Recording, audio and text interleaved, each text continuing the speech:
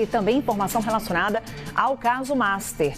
O escritório da esposa do ministro Alexandre de Moraes, Viviane Barsi de Moraes, acaba de publicar uma nota sobre o que foi a atuação do escritório junto ao banco. Nota, manifestação que o Théo Cury traz agora para a gente. É isso, apuração com o Gustavo Uribe, âncora aqui da CNN.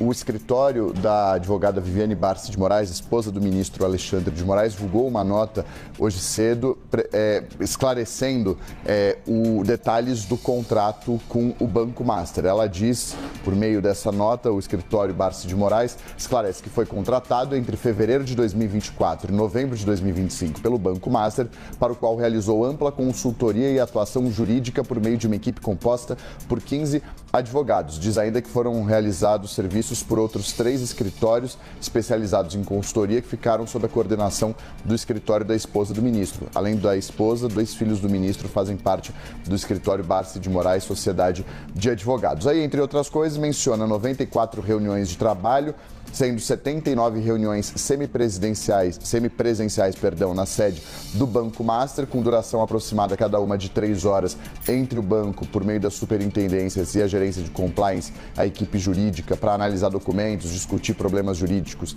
e desenvolver o objeto do contrato.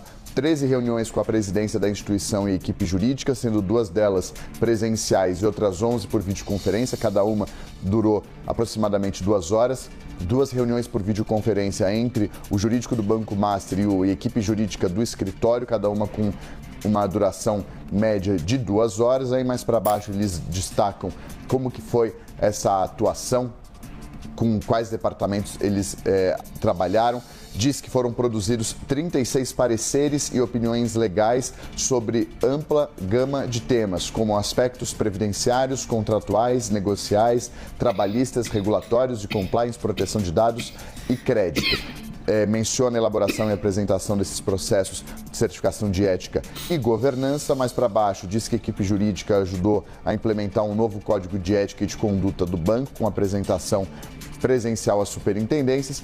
E mais para baixo, afirma que o escritório nunca conduziu nenhuma causa para o Banco Master no âmbito do Supremo Tribunal Federal e reafirma que tem uma trajetória de quase 2 décadas prestando serviços altamente qualificados para grandes clientes, unindo visão jurídica e abordagem estratégica. Esse ponto é importante de não atuar na defesa do Master no Supremo Tribunal Federal, que é onde trabalha o marido da chefe desse escritório, que é a Viviane Barsi de Moraes, o marido dela, o ministro Alexandre de Moraes, do Supremo Tribunal Federal. Muita dúvida foi levantada quando a Malu Gaspar, do jornal O Globo, trouxe a informação de que um contrato havia sido fechado entre o escritório dela e o Banco Master no valor de 129 milhões de reais, uma menção ao valor nessa nota, mas houve um levantamento de dúvidas e de questionamentos sobre eventuais relações entre o escritório, o ministro e o Daniel Vorcaro, dono do Banco Master, naquela ocasião.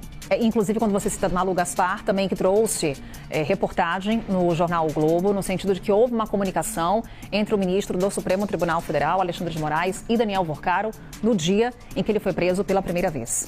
Exatamente. Aí ela dá essa informação de que foram trocadas mensagens. As mensagens foram supostamente feitas a partir da captura de tela do bloco de notas do celular dos dois. Então eles escreviam no bloco de notas, tiravam um print da tela, capturavam aquela tela, mandavam por WhatsApp como visualização única, porque aí não há registro, mesmo depois que a Polícia Federal faça a perícia no celular. Só que o Daniel Vorcaro, no final das contas, não apagou as mensagens que foram escritas a partir do bloco de notas. Não há a mensagem no celular, no WhatsApp, no histórico do WhatsApp, apenas as mensagens vistas uma única vez, então só escrito, a mensagem foi visualizada, mas não havia a mensagem no WhatsApp. O que a Polícia Federal conseguiu encontrar foram os textos que estão salvos no bloco de notas dele e que, por intuição, o jornal fez a reportagem fazendo essa menção, cruzando os horários da elaboração das notas e das mensagens que foram enviadas na conversa com o ministro, que depois, em nota,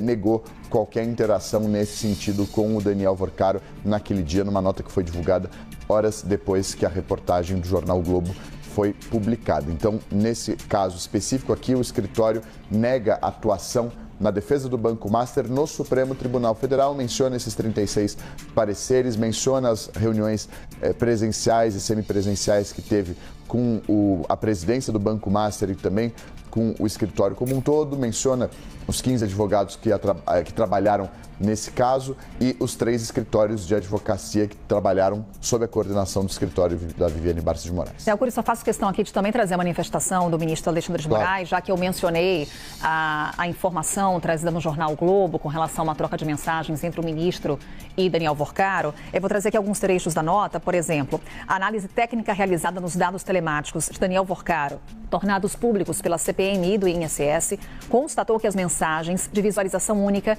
enviadas por ele no dia 17 de novembro de 2025 não conferem com os contatos do ministro Alexandre de Moraes nos arquivos apreendidos. No outro trecho aqui da nota, a seguinte informação: os nomes e contatos das pessoas vinculadas aos respectivos arquivos não serão mencionados na presente nota em virtude do sigilo decretado pelo ministro André Mendonça, mas constam no arquivo